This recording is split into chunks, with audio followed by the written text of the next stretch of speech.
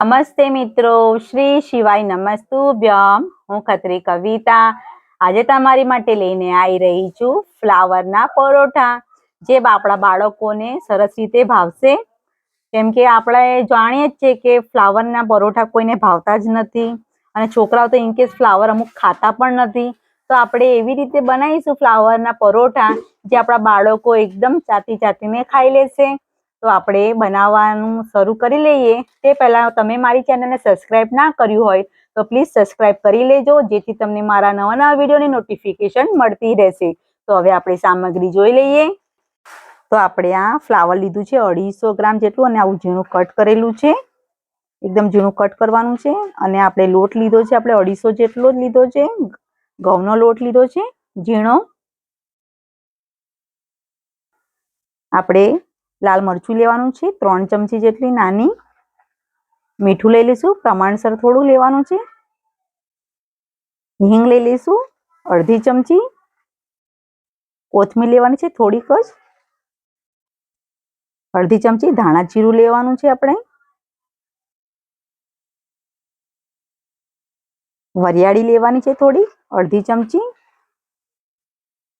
હળદર લેવાની છે અડધી ચમચી. અને તલ લીધા છે આપણે, અડધી ચમચી તલ લીધા છે. અડધી ચમચી આમચૂર પાવડર લીધો છે આપણે. અને આપણે આ ગરમ મસાલો થોડોક લીધો છે અડધી ચમચી. તો આપણે થાળો લઈ લેવાનો છે, અને એની અંદર આપણે લોટ બધો ઉમેરી લઈશું સારી રીતે. તો આપણે લોટ ચાળેલો જ છે, ઘઉંનો લોટ ઝીણો છે. તો આપણે એના અંદર બધું કમ્પ્લીટ કરી દીધું છે.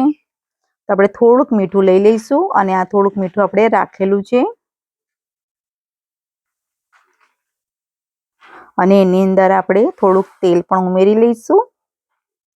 તેલ બહુ વધારે પણ નથી ઉમેરવાનું, આપણે માપનું જ ઉમેરવાનું છે. આપણો કમ્પ્લીટ સારી રીતે બને પરોઠો એટલા માટે જ. અને આવી રીતે કમ્પ્લીટ બરાબર આપણે મિક્સ કરી લેવાનું છે. આવી રીતે બધું તેલને. વધારે તેલ ઉમેરવાથી આપણા પરોઠા ફાટે છે, એટલે આપણે તેલ વધારે નથી ઉમેરવાનું, થોડુંક જ ઉમેરવાનું છે. તો આપણે કમ્પ્લીટ બરાબર આપણે મિક્સ કરી લીધું છે. તો હવે પાણી લઈ લઈશું આપણે. તો આપણે થોડું થોડું પાણી લઈશું, અને લોટ કમ્પ્લીટ રીતે બાંધી દેવાનો છે. અને લોટ આપણે એકદમ કડક પણ નથી બાંધવાનો, અને એકદમ નરમ પણ નથી બાંધવાનો.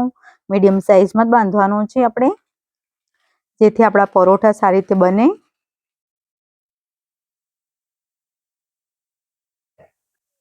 તો આવી રીતે આપણે કમ્પ્લીટ બધું મિક્સ કરીને લોટ સારી રીતે બાંધી દેવાનો છે.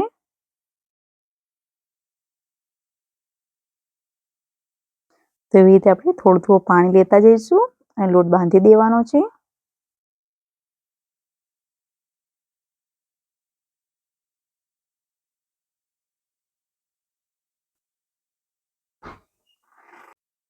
તો આપણે બરાબર આ રીતે મસળી પણ લેવાનું છે,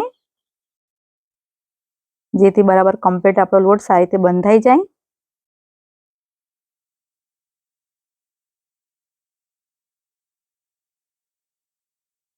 આવી રીતે થોડું થોડું પાણી લેતા જઈશું, અને લોટ કમ્પ્લીટ રીતે કરી લઈશું, બાંધી દઈશું. આપણો લોટ આવી રીતે બાંધી દીધો છે. તો એ નરમ થાય ત્યાં સુધી આપણે રેવા દઈશું, અને આપણે કઢાઈ મૂકી દઈશું. અને એની અંદર આપણે 2 ચમચી જેટલું તેલ ઉમેરવાનું છે, વધારે તેલ નથી ઉમેરવાનું. એના અંદર વરિયાળી છે એ ઉમેરી લઈશું.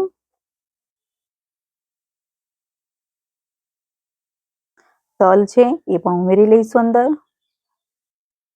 તલ અને વરિયાળીનો ટેસ્ટ એકદમ સરસ રીતે લાગે છે.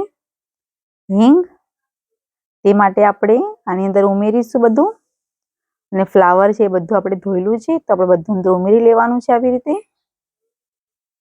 તો આપણે હળદર છે એ પણ આપણે એના અંદર ઉમેરી લઈશું. અને બરાબર આપણે કમ્પ્લીટ મિક્સ કરી લેવાનું છે.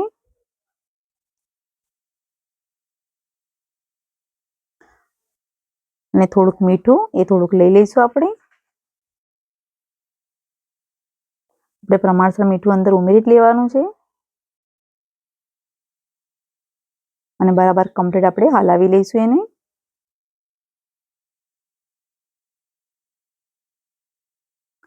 આવી રીતે કમ્પ્લીટ આપણે હલાવી દીધું છે. તો હવે આપણે 10 મિનિટ માટે આપણે એને ઢાંકી દઈશું.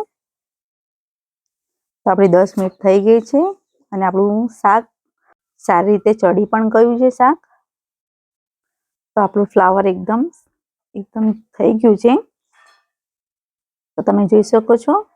આવી રીતે ચમચાના મદદથી કટ આવી રીતે ઝીણું ઝીણું કરી લઈશું, જેથી આપણે પૂરણ ભરવા માટે એકદમ સરસ રીતે થઈ જશે.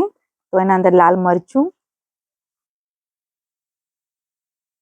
ધાણા જીરું, આમચૂર પાવડર છે અને થોડું ગરમ મસાલો, કોથમીર, એ બધું આપણે કમ્પ્લીટ મિક્સ કરી લેવાનું છે, જેથી ટેસ્ટ એકદમ સરસ રીતે લાગશે. તો આવી રીતે આપણે કમ્પ્લીટ બરાબર મિક્સ કરી લેવાનું છે અને આવી રીતે ચૂરો જેવું કરી નાખવાનું છે એકદમ ઝીણું, જેથી આપણો મસાલો સારી રીતે ભરાય અને આપણા બાળકોને ખબર પણ ના પડે કે આ ફ્લાવરના પરોઠા છે. તો આવી રીતે આપણે કમ્પ્લીટ બધું મિક્સ કરી લીધું છે અને તે ઝીણું ઝીણું કરી લેવાનું છે. તો આપણે લોટ જોઈ લઈએ. તો આપણો લોટ સારી રીતે પલળી ગયો છે એકદમ. તો હવે આપણે એના તેલ ઉમેરી લઈશું થોડું અને સારી રીતે આપણે એને મસળી લેવાનો છે. તો આવી રીતે કમ્પ્લીટ તમે જોઈ શકો છો. લોટ સારી રીતે એકદમ પલળેલો છે અને આપણે હાથના મદદથી બરાબર મસળી લેવાનો છે એને.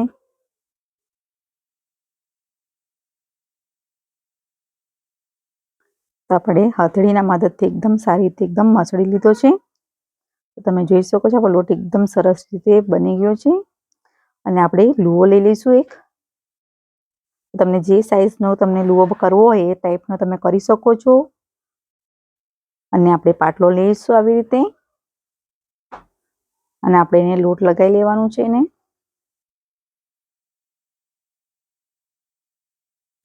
અને થોડીક આપણે રોટલી વણી લઈશું.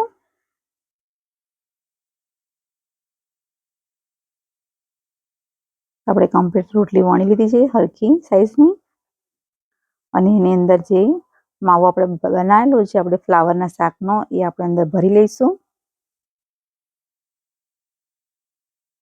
તો આપણે એને આવી રીતે મોદકની રીતે આપણે કરીએ છીએ કાયમ કરીએ એ પ્રમાણે આપણે કરીશું. આવી રીતે ચપટી ચપટી લઈને આપણે એને મોદકની સાઈઝ પ્રમાણે આવી રીતે કરી લેવાનું છે અને આંગળીના મદદથી આપણે આવી રીતે દબાવી લઈશું અને ઉપરનો જે ભાગ હશે વધારાનો એ આપણે કાઢી લેવાનો છે. અને બરાબર દબાઈને એકદમ એને દબાઈ દઈશું આવી રીતે. અને આપણે હાથેથી આવી રીતે દબાઈ દઈશું, જેથી વધારાની જે હવા હોય એ બધી બહાર નીકળી જાય અને ફાટે નહીં. તો હવે આપણે લોટ લગાવી લઈશું પાછો અને આવી રીતે ઉપરનો ભાગ લઈ લઈશું અને આપણે આવી રીતે વણી લેવાની છે.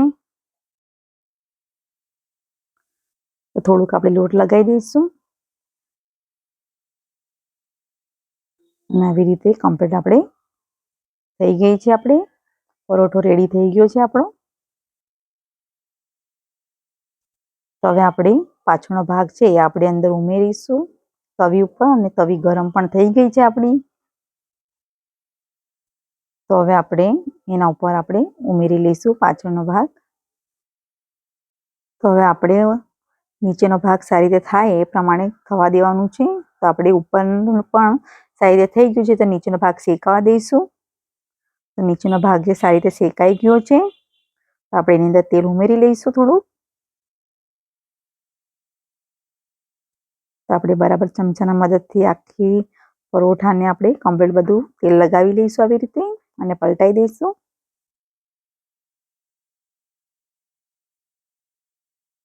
એકદમ સરસ રીતે આપણો ફ્લાવરનો પરોઠો રેડી થઈ ગયો છે.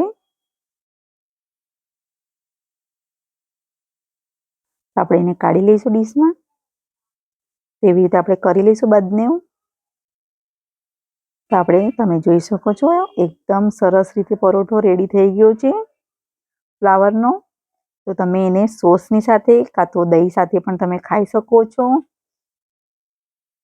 તો વાવ, એકદમ ટેસ્ટી લાગે છે. તો તમે જરૂરથી બનાવજો અને મારી ચેનલને સબસ્ક્રાઈબ કરવાનું ભૂલતા નહીં. Thank you.